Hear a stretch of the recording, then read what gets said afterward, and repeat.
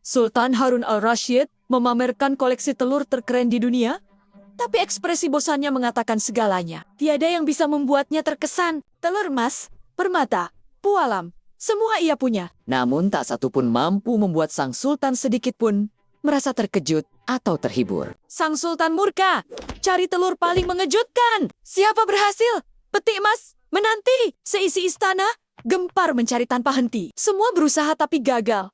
Hingga akhirnya sebutan seorang jenaka terdengar membawa telur yang akan mengubah nasib seluruh negeri.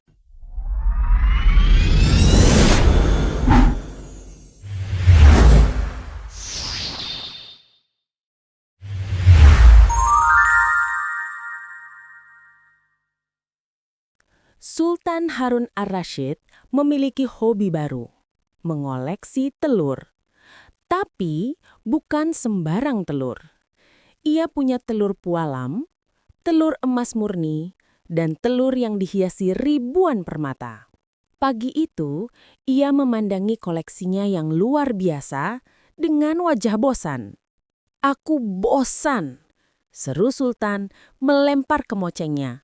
"Semua telur ini indah, tapi tidak ada yang mengejutkan. Aku ingin telur yang paling mengagetkan di seluruh dunia. Siapapun yang bisa membawanya akan kuberi hadiah peti emas." Para menteri segera berpencar. Mereka tahu ini kesempatan untuk mendapat pujian. Menteri Pertahanan langsung memerintahkan pasukannya untuk mencari telur unta terbesar di gurun. 3 hari kemudian, Menteri Pertahanan kembali. Dengan bangga, ia mempersembahkan sebuah telur unta terbesar yang telah dilukis dengan gambar pertempuran yang gagah berani. Selanjutnya, Menteri Keuangan yang kurus kering itu maju.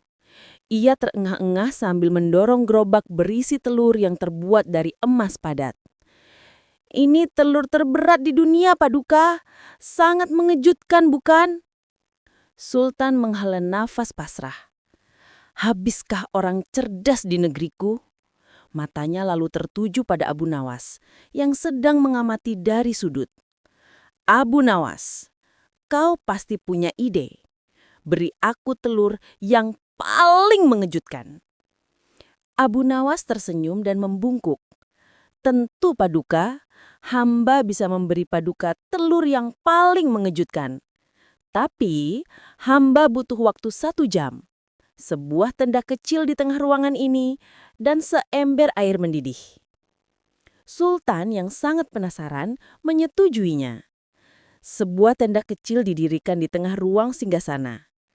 Para pelayan membawa masuk seember besar air yang mendidih dan berasap. Abu Nawas lalu mengambil sebutir telur ayam mentah dari sakunya dan masuk ke dalam tenda. Sultan dan para menterinya menunggu di luar tenda. Suasananya tegang.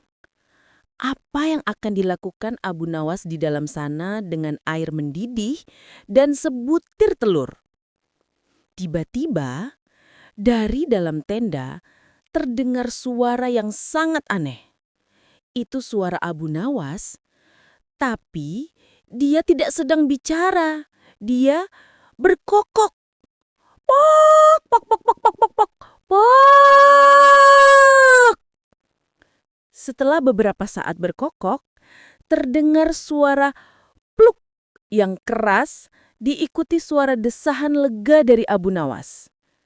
Lalu tenda itu terbuka. Abu Nawas keluar dari tenda. Wajahnya berkeringat dan dia terlihat sangat lelah, seolah baru saja melakukan pekerjaan berat.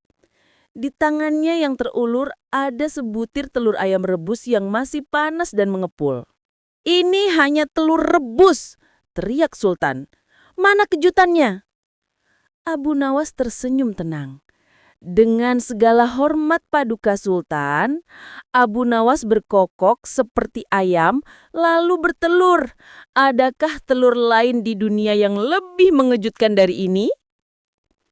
Sultan terdiam. Ia memproses logika absurd itu. Wajah marahnya bergetar. Lalu, sama seperti di cerita sebelumnya, ia meledak dalam tawa. "Buah! Kau benar, Abu Nawas. Kau benar. Abu Nawas mendapatkan peti emasnya. Sultan belajar bahwa kejutan terbesar bukanlah kemewahan atau kekayaan, tapi kecerdikan yang datang dari tempat yang paling tidak terduga. Dan ia pun bisa menikmati sarapan telur rebusnya.